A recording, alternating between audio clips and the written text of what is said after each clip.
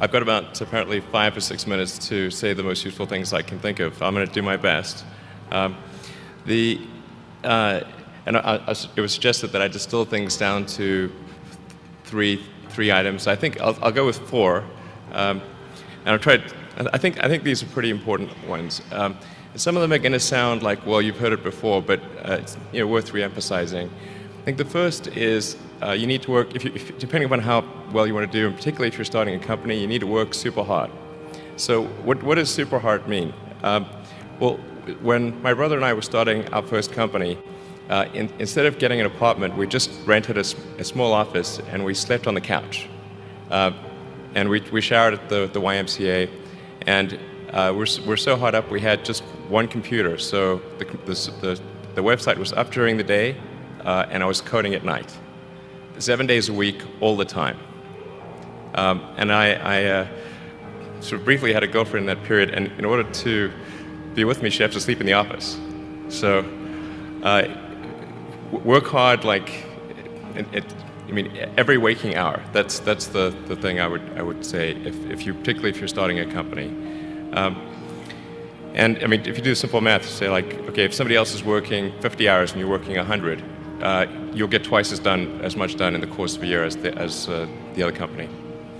The other thing I'd say is that if you're creating a company or if you're joining a company, the most important thing is to attract great people. So either join a group that's amazing, that you really respect, or if you're building a company, you've got to gather great people. I mean, all a company is a group of people that have gathered together to create a product or service. And so depending upon how talented and hardworking that group is, and the degree to which they are focused cohesively in a good direction, that will determine the success of the company. So do everything you can to gather great people if you're creating a company. Then I'd say focus on signal over noise. A lot of companies get confused. They spend money on things that don't actually make the product better.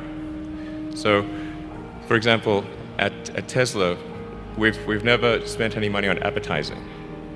We put all of the money into R&D and manufacturing and design to try to make the car as good as possible.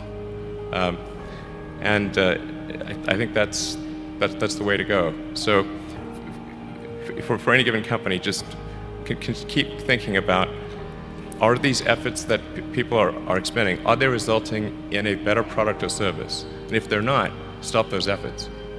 And then the final thing is to sort of don't just follow the trend.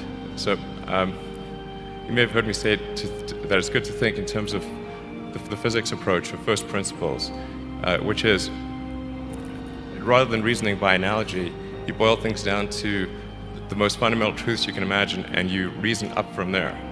And this is a good way to figure out if something really makes sense, or if it's just what everybody else is doing. It's hard to think that way. You can't think that way about everything. It takes a lot of effort.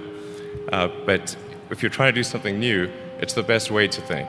And that framework was developed by physicists to figure out counterintuitive things like quantum mechanics. So it's really a powerful method.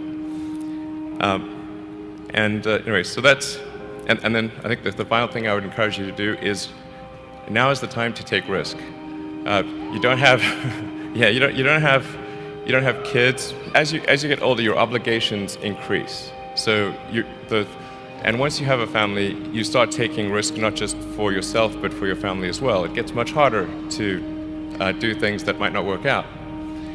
So now is the time to do that before you have those obligations. So I would encourage you to take risks now. Do something bold.